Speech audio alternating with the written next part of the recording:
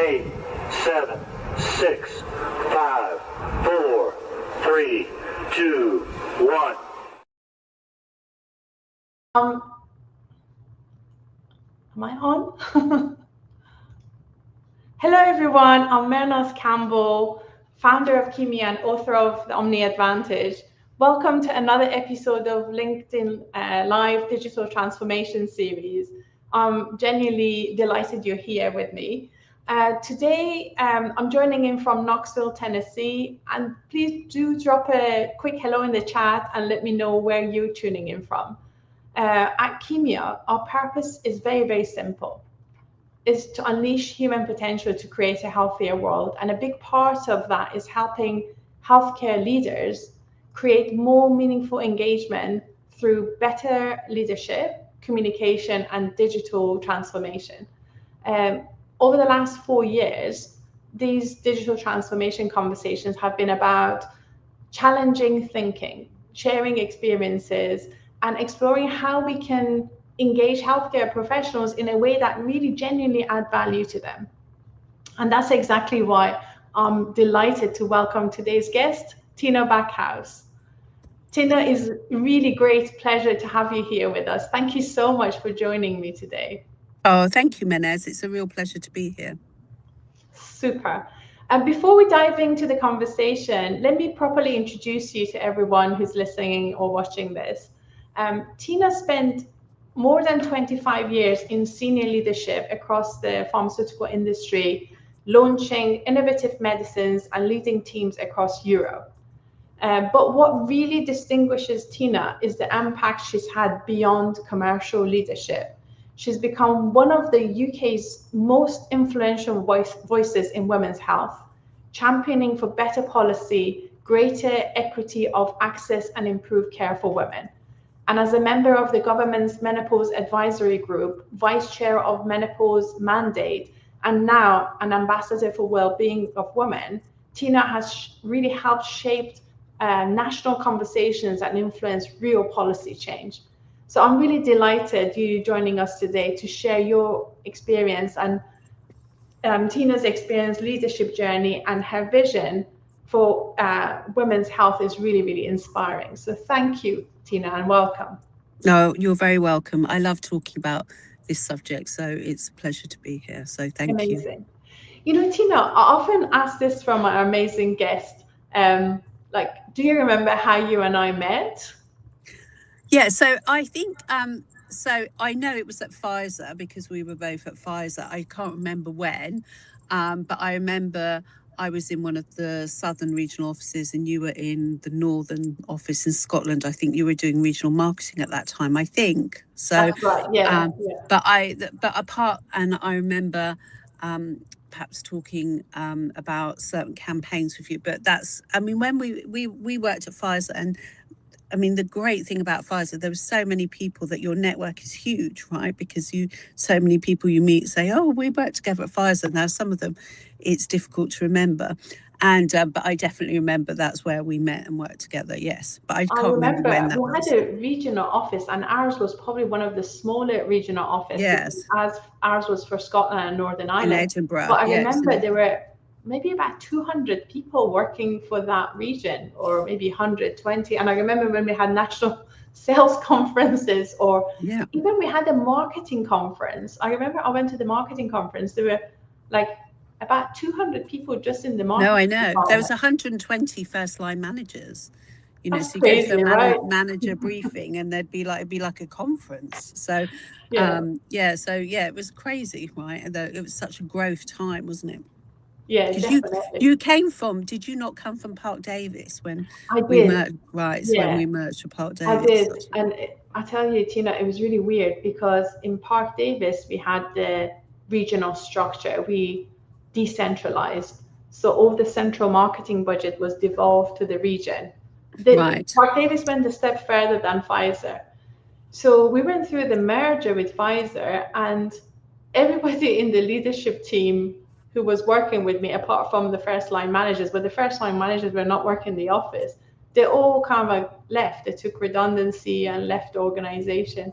And I was left there on my own. So weird thing was, Pfizer had a regional office in the same building, but just like in a different section of the building. It was like one of these multi-story buildings, and our office was quite tiny, and they were there. And I was like, you know, when you're so busy, like so much is happening, your inbox is like pulsing that you need to answer it. And then when we were going through merger, it was just like nothing, no emails. It was like tumbleweed. And I'm sitting in this office on my own, like thinking, what do I do now? And then I was so happy when the merger kind of went through, because then we got Yeah, so people busy. to work with. Yeah, so that's Yeah, nice. went from like tumbleweed to trying to manage 9 brands between Cheryl and I, because Cheryl was the other marketeer based in Yes, Scotland. So it was fun. I really enjoyed that time, but good. it's Me nice to too. reminisce. Yeah. So now, Tina, I've got lots of questions for you. But this is not just about you and I having a conversation. This is a live conversation, and it becomes a lot more powerful when we shape it with the questions and voices of people who are listening to this conversation. So I want to ask you who's watching. So do say something, drop a comment in the chat, put your questions in. If Tina says something and you like it, please give it a thumbs up. If you see something from a different perspective and you want to challenge us, please do respectfully. We would love it, because debate is really healthy. And I think when we discuss things, that diverse perspective help us think better, think broader. So please do join us, and I really genuinely love to hear from you. I just have a quick chat to see, has anybody joined the conversation yet? No, we've not had any questions yet, but please do come in. So I'm going to kick off, but what I want to emphasize is Tina is representing her own views here. So Tina, feel free to talk freely, but please don't mention any brands by name, No. because our code of practice and so on. You know, I'm going to start by asking you this. I love your background, and I guess that's another thing you and I share. But how did a psychiatric nurse become one of the UK's leading voices in women's health? Tell me your story. I think, like all of us, you know, I'd like to say it was all well planned, but I don't think that that's how people really end up in pharma. So I was a psychiatric nurse, which I did really love. But in retrospect, I was very young, and you're obviously dealing with things that, you know, are very tough and kind of make you, you know, teach you certain things about life. And I was probably too young to think that I would do it forever, because it was so hard. And then I met somebody who, and I can't remember, I think it was probably a party or so. I met somebody who worked in the pharmaceutical industry, and they said, oh, why don't you join the pharmaceutical industry? And, you know, when you've worked in the NHS and someone says to you, oh, join the industry and you get a car and you get a bonus, and I mean, it just seems wild, right? So Yeah. so I was like, my God, this is incredible. As opposed to the NHS where you have to take your own tea and coffee in. And so I joined as a GP rep, initially working for Bristol Myers Squibb, who had just gone through their merger. So they had just joined Bristol Myers and Squibb. So they were going through their own transition. And then I was there probably about 18 months to 2 years, and kind of worked my way up, did my ABPI when you still had to go to London and sit, you know, and use the pencil and colour the right answers.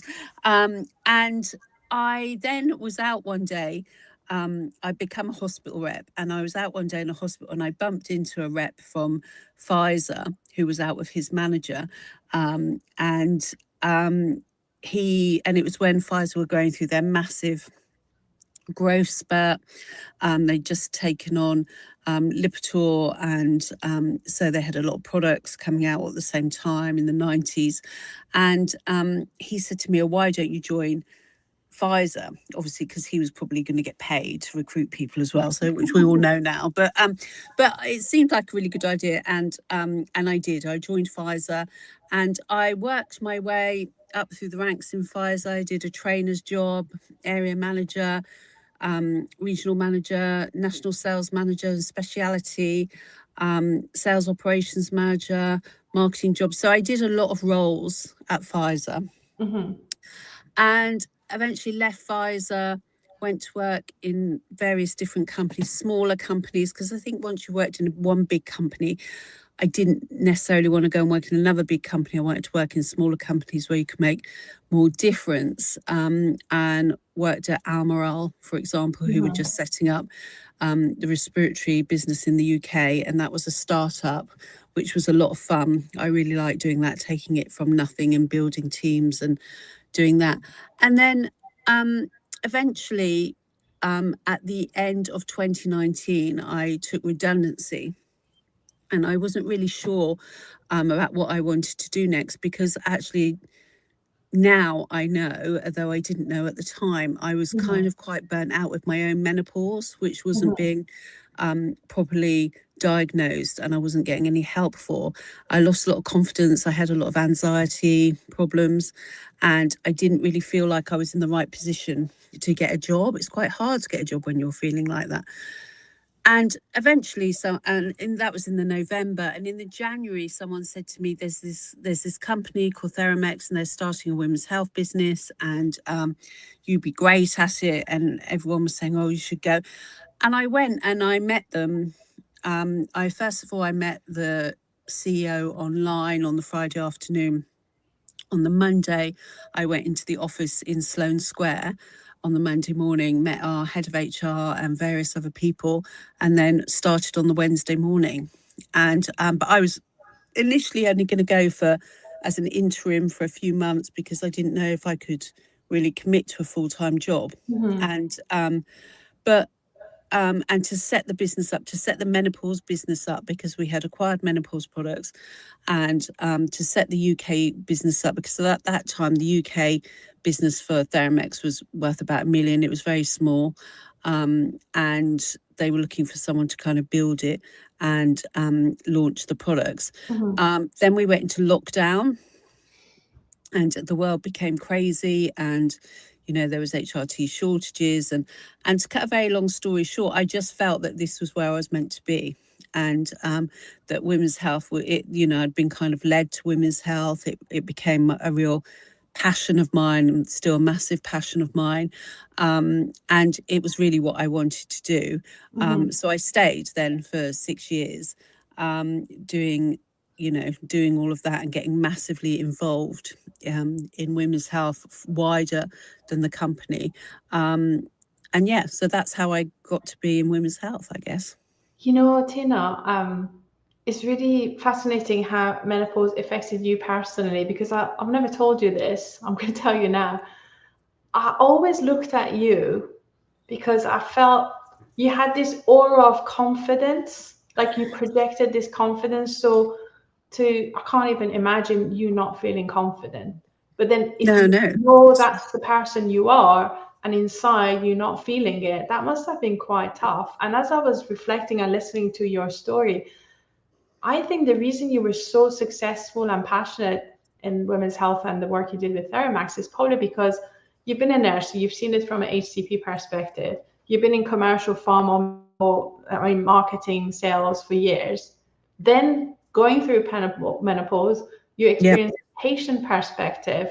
So it's like as if all the dots joined together, you could see it because once you've been a nurse, you can't stop being a nurse. No, exactly. And also you can see the problems. If it was a problem for me, and I'm white, middle class, and live in Winchester, and can advocate for myself, and I still couldn't get treatment. And then the more you dive into this, you see the massive, there's inequality with women's health generally. We know that, even though it's 51% of the population. But then within women's health, there's massive inequality issues in terms of ethnicity, in terms of social class, and where people live, and so it's really tough for some women. And and it is, my great passion and my great belief is that menopause can never just be something that white middle class women have, and we ignore everybody else because there's no data. It's really, really important that all women are supported through their journey, and they can all make choices. I've never felt that all women should be prescribed HRT. That's not what I think at all. I think women should have choice, and they should have education about their condition. And I think that they should be entitled to see a healthcare professional who is educated about it as well, wherever you live. And the thing is, not everybody has the same experience of menopause, but the fact that you had challenges makes you have empathy for other people, and it's just, you know, giving choice. That's the key thing that you said. But thank you for sharing that. That's really insightful as well about how it affected you. You mentioned you worked for a big organization like Pfizer that was so big, and you worked for smaller companies who were probably more agile. How have you seen technology change leadership and decision making during your career across these different sized organizations? I think it's really interesting, isn't it? I mean, when I first became a rep, and you know, we used to every Friday, you know, go home and write down the Walsh number of the doctors you saw, and put your Post it to paperwork. the carbon There's copy, no post it to mobile. your manager. And you had to make sure that they got it on Monday morning because that was their admin day. And so, you know, obviously there's been huge amount of, you know, of difference in terms of technology. I often think, and this might be controversial, I often think that for a very advanced industry, which pharma is, in terms of research, I often think that we haven't embraced technology quite as well as we could have. I think that there's a lot of concern, obviously, about the code and about what's acceptable, what's not acceptable. I know people are starting to embrace AI in pharma, but they are far behind, I think, other industries like that. And sometimes, you know, we went last year, I think, to that to Rena Newton's conference on the code, and you know, I remember her saying sometimes the code can be an excuse for people not to do things, and it must never be an excuse. You know, we're trying to do things for the benefit of patients, and you know, we all try and understand that. So I think obviously we've seen an advancement in technology. I don't think it's as much as it could have been in pharma. And I think we could do much more. I think digital marketing is a really good example of that. You know, people talk about omni-channel all the time like it's, you know, some, you know, weird and wonderful beast. I mean, it's very, very straightforward, omni-channel, and most people, you know, are experiencing omni-channel on a daily basis in their life. You know, so like even I find some of people say, oh, we don't like technology in the good old days, and I said, like, how do you order a taxi? They said, I get an Uber. I said, where do you shop? Amazon. exactly. You know, how do you take your grocery? Oh, online shop at Tesco. So people are using it but not realizing it. But you're People are right using it about all the time.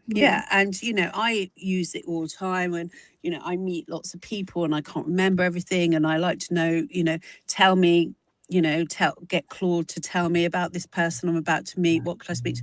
My daughter goes mad, of course, because she's all about, you know, it's not very environmentally friendly and you're causing world drought by using Claude. But yeah, I do that. But I think the industry is slow on the uptake of technology and digital transformation. That's my view on it.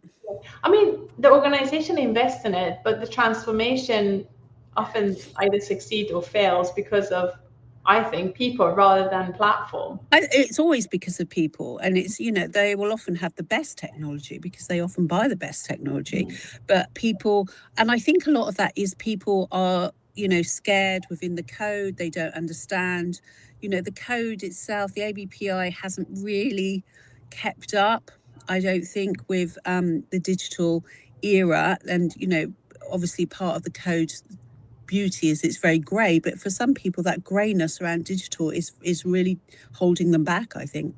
Yeah, I think you're right. I remember I was working with a client, and like a marketeer, I said to him, why don't you do this? He said, we can't do that from the code. And to be honest with you, they had a 36-page detail aid that was just That was never repetitive. used. The picture on the detail aid did not represent the patient population they were trying to serve. It just like seemed like a compendium of irrelevant information. I said, why can't you do this? He said, because of the code. I said, can you tell me specifically what section of the code Yeah, says exactly. you cannot do that? And I think he didn't know, he just stumbled. And I think because they've heard someone else says, oh, Yeah, we can't do this because of the code. And that's what I love about Rena. She tells Yeah, you me too. what Yeah. you can do Yeah. within the code.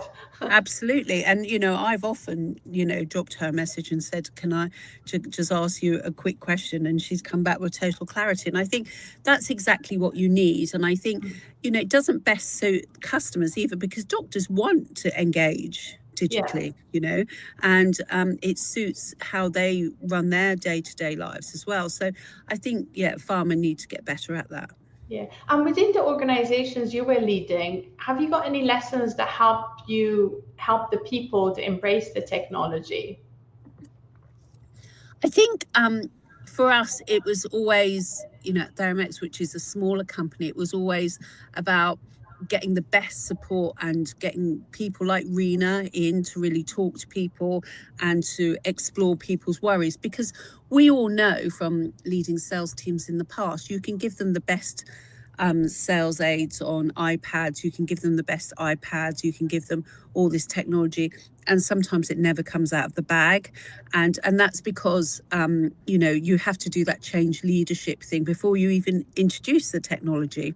Yeah. And I think, so for me, in terms of change leadership, it's always about having experts who can really support that and to answer questions and, and to deal with objections before you even introduce the technology, so that by the time you do introduce the technology, people are bought into it and they see the benefit of it. I don't think, just slapping new technology on the desk in front of people it just won't be worked. I know that myself. I'm a sucker for buying new things. Yeah. And, I know that about my Mac. I probably use 10% of its capacity. Yeah. I like it because it's a really funky color, and everyone mentions it to me all the time. But, I probably don't know how to use it. What color is it? It's like a lime green color. Oh, nice. But the point is that, but I don't use the full capacity of it.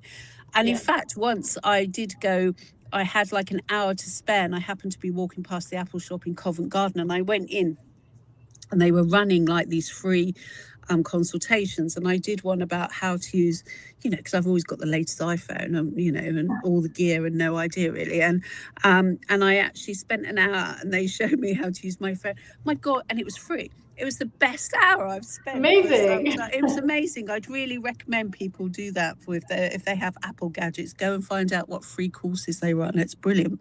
Fantastic. So let's go back to the women's health topic. It's been now several years since women's health strategy was launched in the UK. What progress have you seen, and where do you believe the biggest gaps and inequalities still remain in the system? So, I mean, initially the first women's health strategy was introduced in 2022, and then it was renewed at the beginning of this year. But, since 2022 until now, and obviously when Professor Dame Leslie Regan was appointed as Women's Health Ambassador, there has been 8 Secretary of States for Health in this country. And that is a problem, because that consistency is what is really holding us back, I think. Now, I also think in terms of the women's health strategy, it's really good in terms of what it says, and it pulls out about inequalities, and it pulls out about marginalized communities, and what we need to do there. But the problem is there's no resource around it. So that it's a strategy that's been developed by brilliant brains like Dame Leslie, like the Royal College of Gynecologists, like Wellbeing for Women, all those people. But actually there's no resource put behind it. So what you have people out there really desperately trying to do things differently to meet the needs of their local communities, but there's no central resource. And until the government give some central resource, that's going to be very, very challenging, I think. And so there are some brilliant things going on, but that's just because ICBs probably have prioritized women's health and given some cash, or people have, I know in Mid-Hants where I live that there's a nurse run bus that goes out and does long-acting contraception for people, and women's health from a bus, and there are women's health hubs that have been set up. Tower Hamlets is a brilliant one, where it really meets the needs of the local community. But this hasn't come from government resourcing. And I think that it will continue to be an issue until you do that. And I also think you do need consistency. I mean, we've just had another health secretary this week, and you know, it's always interesting, isn't it, that it's a business where you don't necessarily need experience to be suddenly in the most powerful position in that industry. And I'm not suggesting that Yvette Cooper doesn't have experience, because I don't know, but I think really what you need is somebody who really lives and breathes this stuff and really wants to make a difference across the whole of the NHS, but women's health being, over 51% of it. I think we really need to push that and to really make sure that there is some, in the next 3 years, that there is some momentum behind the women's health strategy, because it's now all about implementation. Yeah. So what could be done to accelerate progress, do you think? I think there's quite a lot of things that could be done. I think obviously the biggest thing that could be done is resource could be given at local level, and also directors to, because we know that when the women's health strategy came out in 2022, and there was a very small amount of money given to ICBs to fund it. I mean, I think it was less than £1 per woman in the. Wow. We know that a lot of ICBs that just got swallowed up into their deficit, and nothing happened because of that. So this needs to be bespoke, ring-fenced funding, and it needs to be. I don't think it needs government to tell people what they need. I think it should be done on local communities as to what's needed, and I think that one of the biggest things that can be done centrally is this addressing of education. And unless we educate healthcare professionals around women's health consistently, which still, 40% of medical schools are not covering menopause in their syllabus, which is crazy. And everybody I speak to has a story about going to see a healthcare professional who told them they didn't know anything about the menopause or women's health. And that was certainly my experience. We need to ensure that there is a standard of education for healthcare professionals around women's health, not just menopause, but around, all aspects of gynecological health, from women's first periods all the way through, fertility or non-fertility, pregnancy, menopause, osteoporosis, all these areas that people are educated on, and that would make a huge difference. And then, of course, education in schools has to happen as well, and it has to be accurate. My 16-year-old daughter came home the other day and told me that they'd had a talk in school on contraception, and that the stuff they were told was wrong. Really? And she knew it was wrong because she'd been to a book launch by the Lowdown where they had written their book on contraception, which she had read, and it was absolutely inaccurate. And when she asked the teacher about it, the teacher just said, well, that's just what it says in the notes. So we're not even telling, we're not telling girls. I mean, certainly when we were at school, we were told nothing about our bodies. It might be whispered that you were going to get a period. I certainly wasn't told that. We certainly weren't told about menopause or anything else. So, girls have to be educated, HCPs have to be educated, and there has to be specific resource so that women can actually have a service and see specialists that can help them. Yeah, you're right. These topics were quite taboo topics you didn't talk about. You probably talked to your friends about it, but you weren't educated. The and time certainly, I was growing up, our mothers' generations did not talk about menopause. Yeah. And of course, in certain cultures now, they still don't do that. And, because there might not be words to describe it, or, so that's really important. I often heard, Tina, people say, if men had menopause, they probably would have found a cure for it by now. But that's absolutely true, isn't it? It's absolutely true that, or heavy periods, if men were getting heavy periods, and that, that's the other thing that, that heavy periods that we accept, oh, it's just a heavy period. Well, we know that black women are much more likely to have fibroids and heavy periods than white women, and they're completely negated and just told, well, you're just black and you get heavy periods. Well, it's not normal to miss work or school because of heavy periods. So and you know, there's great resources out there, like Wellbeing of Women have their period tracker online, which can really help people. But these are all charities and groups that really done it on their own back rather than being government funded. Yeah, I think when I was a student nurse, I had a friend, she was a GP training. And one day I come home and she was lying in bed saying, "Oh, shoot me, Marilyn, shoot me." I said, Yeah. "What's wrong?" She had the flu and she was just so unwell. And he said, "I promise to be so much nicer to my patients. Now I realize what they're suffering." As they were coming to her practice, she was saying, "Okay, it's just a flu, just Just the drink flu, yeah. fluids and it will go." And then when she had it herself, she was saying to me, "Shoot me, shoot me." I know. Yeah, So exactly. I think Exactly. empathy brings a lot of understanding, and we should be open-minded and listen rather than judge. Just because we don't suffer ourselves or don't No, experience it absolutely. doesn't mean it doesn't exist and in people's head. So let's change, look ahead now. Looking over the next 5 years, what innovations, technology, or changes give you the greatest like optimism for the future of women's health? I think I do feel optimistic about women's health, and really I feel optimistic because there's so much going on, Mm-hmm. and you know, there's so much femtech and investment, and you know, very innovative products And that could, devices as well, right? and devices. I mean, more devices than anything, really, Mm-hmm. which could make a massive difference to women's health if, you know, if they were brought into the NHS and put into a proper service.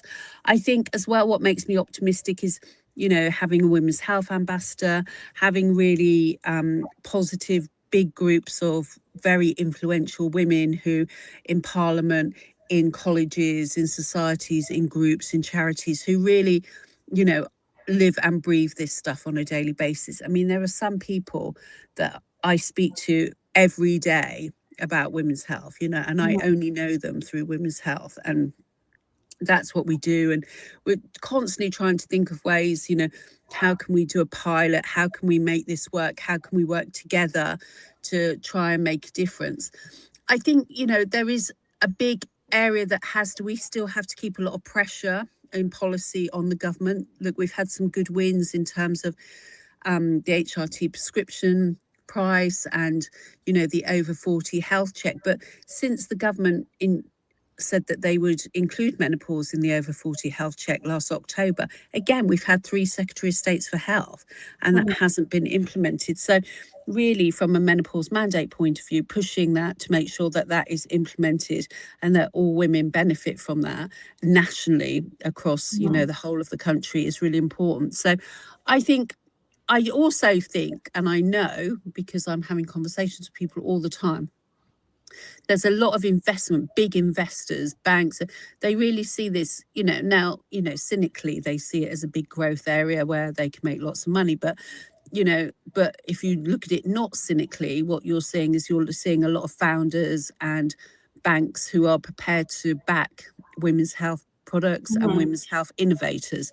So I think that's extremely positive as well. Yeah, you know, Tina, I live in US quite a lot of my time, and I notice my insurance company is really proactive. Like every 2 months, I get a letter about a device that could help me monitor one Wow. aspect, or they offer me to send me a free scale that, kind of like shows me my, weight, but also what do you call it, my kind of fat percentage of BMI. Yeah. BMI. And then, or they even, I found out I could, the app that you use for weight loss, Yeah. it was a Noom or something. The insurance can offer me that for free if that's what I want to use. And I was kind of like thinking, but why would they do that? It costs them money to give me these devices or the scale or whatever for free. And then I thought, no, they're not stupid. They're thinking Preventative. Yeah. strategically, thinking, if we keep her healthy within the right weight, if she's monitoring her women's health, if she is, following a healthy diet, she's going to be healthy for longer. So long term, she's not going to cost us money needing Exactly. medication, whatever. Exactly. And I It's kind good of like thought, preventative why medicine. doesn't the government think that way? I They're just know. saying firefight. But why don't they think strategically about what can we do to keep the nation healthier by And it's like so spending to save money. it's so true. And the old age adage is that that women live longer, but they live longer in ill health. Hmm. And and actually, if you ask women what are you afraid of, what do you think is going to kill you, and people always say cancer. And actually, that's not true. Hmm. In women postmenopausally, what is going to kill you is cardiovascular disease, osteoporosis, dementia. And cardiovascular disease, until we're menopausal, we are protected. Our Yeah. estrogen gives us cardio protection. Then as soon as we become menopausal, our lipids start to raise. Nobody's explaining this to people. No Mhm. one's Or talking you to them get this about like it. fat in the middle and Exactly. And if you educated women about that, about the need to, if you took their cholesterol all the time and monitored that, then you could make a huge difference mhm, in not just women living longer, but the quality of life of women who are often the carers as well. So I think that, again, this comes down to education and people really understanding mhm, what you need to do to look after yourself, in terms of weight bearing exercise for osteoporosis, for example, mhm, how important it is for women to lift weights and really improve their strength, to improve their bone density, and all of those things. Not every woman knows, and we should be told this. yeah. And it's so fascinating. I find you can't eat the same food you ate No, 20 years no. ago. You can't do the same. Well, you can do the same exercises, but too much cardiovascular could increase your cortisol, but weight training can actually help to calm things down. So it's like Exactly. I education mean, is really important. I can't drink anything now postmenopausally. So because if I drink Nothing what like I'm even drinking, water, you mean alcohol? alcohol, yeah, Yeah, yeah, alcohol. But yeah, yeah, if you like alcohol, the tolerance to alcohol, which is really common yeah. postmenopausally, that you become intolerant to alcohol. So your body is going through massive changes. And but again, it comes down to lack of education. Everything really that is difficult in life comes down to lack of education, doesn't it? Yeah, you know. absolutely. So, Tina, this is such an interesting conversation. But I mean, for anybody listening in who's leading teams or driving transformation or championing change in healthcare, what is one message you would like them to take away from this conversation? I think for me, the message is about um, creating that passion that you can make a difference, and Mhm, that and I've always felt that in pharma. We're not selling double glazing. Not that there's anything wrong with people saying double glazing, but we can make a real difference, and engaging in the wider health discussion like we have in women's health, and not just keeping in pharma and just being all secretive is really important. So I think that passion and belief that you can make a massive difference. And that's what I see in all the women's health companies. I've worked with all the women's health companies on different projects over the years. And without exception, I see all of them that are so passionate and feel that they really want to make a difference for women. And I think that's incredibly important in any type of transformation and change, really. mhm. And it's a big quote. I think if you think you can, or if you think Yeah. you can't, you either way you're right. So I think believing what you're doing and Yeah, making a absolutely. difference Absolutely. has a big Yeah. impact on the outcome. Thank you for Yeah. that top tip. That's okay. Before we wrap up, Tina, I usually ask this to all my amazing guests. I just wonder, have you had a chance to dip into the Omni Advantage? And if you have, was there a chapter or an idea that resonated with you or stood out for you? Yeah, and I have. And again, it comes back to what we were just talking about, really, about how important the people are in this. Mhm, And, that to have any type of transformation, you've got to have people's hearts and minds to do that. And, that things can't be done to people, but they've got to come along on the journey, like we talked about with technology. And I think, that's we really see that now when we talk about menopause in the workplace and people having workplace action plans. It's not just a tick box. mhm, People, we want people's hearts to make a change, to really lead this transformation. And I think you make that point really well in the book, that digital doesn't replace people. People still need to be at the heart and soul of things, and I think that is what struck me in the book very much. Yeah, amazing. Thank you. I think people are the key element that would unleash the potential in whatever Yes, you're doing. And if you don't take them on that journey, then investment in tech is just futile, really. People yeah, make it to absolutely. life. Yeah, definitely.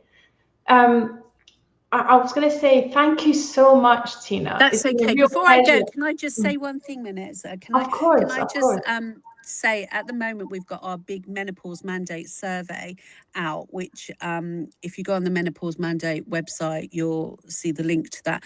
And it's the biggest survey we have of any menopausal data. And at the moment, we've only launched it for a month and we're already at 20,000 women. We'd really like to get that up to 30,000 women, and we'd really like more diversity in women. That so if you can share it in your networks, because what we want to do is present that data to the Secretary of State to really push on these ideas as well. So if people could really go and have a go at finding that survey and then sharing it widely with their networks, I'd be really grateful. Oh, amazing. Thank you. And maybe what I suggest you do, Tina, put it in the chat underneath, not here, Yes, but on the LinkedIn. in the And LinkedIn. then we would Okay. divert people to it. And I'll probably do a post about it to Brilliant. make Thank sure you. I'll share it in my network. It's been a real pleasure having you with us. Thank you so much. It's been really great. I've really enjoyed it. Thank you. Yeah, I love your openness and the way you share your perspective. You keep it real. I love that. And Thank thank you. you for anybody who listened in or tuned in, or anybody who's going to, and if you felt like contributing, that would have been welcome. But I hope you got value from this. I think for me, if there was a one key takeaway from today is improving women's health isn't responsibility of one organization or one sector. It takes all of us to really listen in more closely and work together and keep that challenging the status quo, because if we don't challenge it, it just will stay the same. And maybe Tina's given us a challenge and opportunity to take part in the survey and share our feedback and share it with our network. So thank you so much for tuning Thank in, you. and thank you, Tina, for joining. And Thank you, Minez. yeah, until next time, Thank and you. another conversation. Thank you. Cheers. Bye. Bye. Bye.